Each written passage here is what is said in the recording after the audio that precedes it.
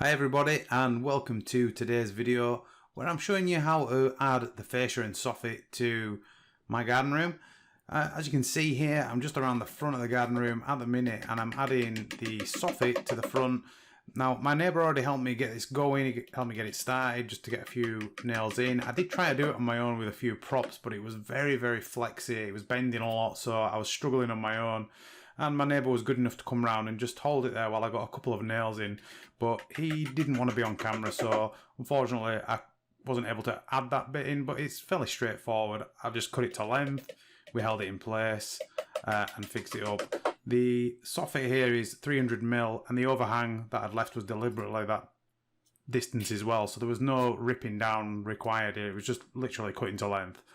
Okay, so as you can see now, I'm just adding a couple of nails all the way down every 400. And you can see here how that looks underneath. Nice and neat, just in the grooves under the soffit. And these are just 40mm small head poly pins in grey. They just kind of blend in with the anthracite grey soffits. Okay, so onto the side soffit here. And this is a rip down of like a solid soffit. The front is a hollow soffit and this is a solid piece, and on the end there you could see that there was a little H trim, like a little connector piece that helps you connect two different pieces of soffit on the joint there. That's handy as well because it also holds it in place while I just nail it in the other end, and I already had a nail just started there just to get me going. And this is really quite simple, it's just one nail. Just make sure it's far enough back so that the fascia, the lip under the bottom of the fascia isn't sat on top of the nail. And that's going to be enough to hold it. So this is, dead simple really. Just, again, nail it up. I've already cut it to length, it's just right. And it's just a case of working your way along and putting the nails in. What I will say here is there is a plastic protective film on here, so don't put your nails all the way in because you're going to need to peel that off. And this is the H trim, so this is what connects the pieces of soffit together. And also here, this is the soffit that I'm using on the side, so you can see this is a solid piece of soffit there.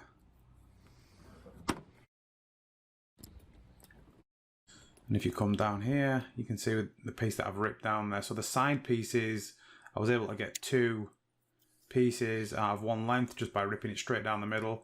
And then I've just got a rip off the back with just a little bit of waste. And you can see here the soffit that I've got on the front, this is what the hollow soffit looks like if I just look down it. Okay, so I'm just going to show you how I cut this side soffit. This is actually the back soffit, which is the same material as the sides. And this is basically how I cut the sides as well, exactly the same way. The only difference was that the side soffits, as I mentioned before, I did it right down the middle and I was able to get two usable pieces out of it, whereas this is going to be just a little rip off the side and there is going to be a tiny bit of waste. Essentially the back overhangs just a little bit more than the sides, and the only reason for that was it was just what was left over from the roof joists with the 300mm overhang at the front. Okay, so I'm just going to mark this out now, make sure my pencil's sharp. And then I'm just going to get my level just to mark a straight line along this before I cut it.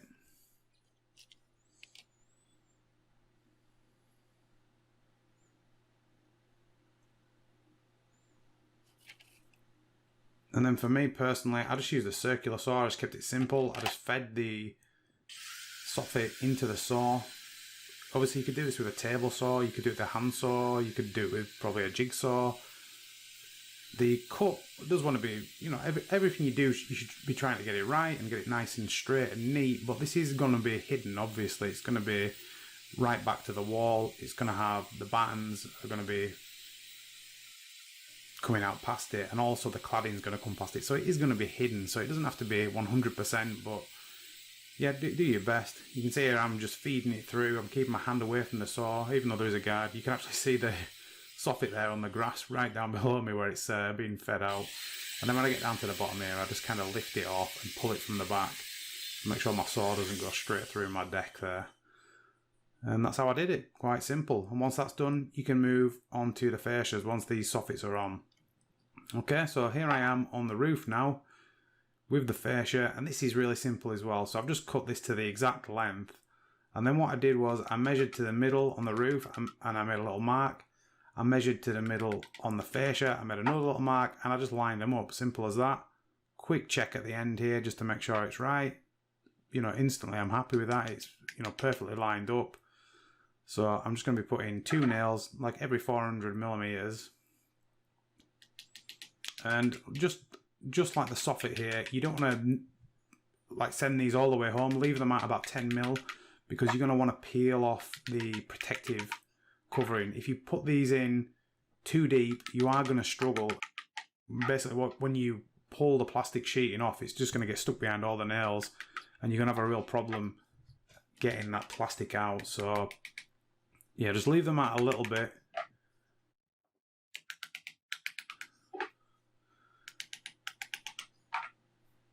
And leave that 10 millimeters, and then you can just peel it off like this. And as you see, no problem. We actually got a little bit caught there, but it was very easy to remove it. If that would have been nailed all the way in, that would have caused us a lot of problems, and it probably would have happened on every nail. So just make sure you don't send them all the way home straight away. Once you've done that, you can just hammer the nails right home. One thing I will say is you want to nail them right up, but you don't want to nail them tight up. So what I mean by that is you don't want to really hammer them in so they kind of indent the fascia and really hold it back tight. You want to hammer them all the way up so they're right up to the fascia, but yeah, just no indentation. I mean, assume that there would be like able to be a tiny bit of movement there, because what will happen is when the weather changes and it goes a little bit warmer or a little bit colder, the material is going to contract and expand slightly. So by not hammering it all the way home, you're just going to give it that little bit of flexibility and that little bit of movement. Okay, so we're on to the side fascia now. That's the same method. You can see here I'm actually messing around with the H connector trim there, and the reason for this is the like underhang, the lip on the bottom of the fascia was sitting on top of it and it was pushing it down, so I actually cut it back so that the fascia just butted up to it. So that was just a quick thing. I just had to pull it out, and then I'm just going to check it here with a smaller piece, and I'm happy with that now. It butts up to it. It's not causing me any problems. So we're back up onto the roof, and I've got my fascia up here, and you can see that I've already started all the nails in it, 2 at every 400. You can also see at the front here where the arrow's pointing, I've made a little cut out so it can notch around the lip on the bottom of the other fascia. So again, this, you know, wants to be pretty accurate, but it doesn't need to be 100% perfect. It will get covered up by the corner trim. So I'm going to go along now and hammer these nails in, leaving them at about 10 mil again, just so we can peel that plastic film off.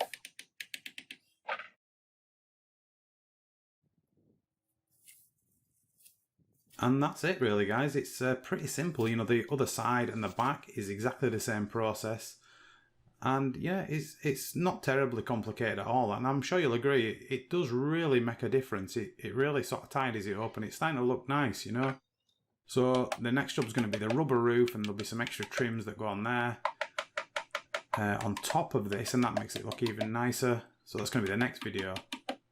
But yeah, I think it looks nice. It is an easy job. It's one of them jobs that I guess if you've never done it before, you might think, oh, is this going to be difficult? But it's one of the easiest jobs to do. I've got to be honest with you, it's very straightforward.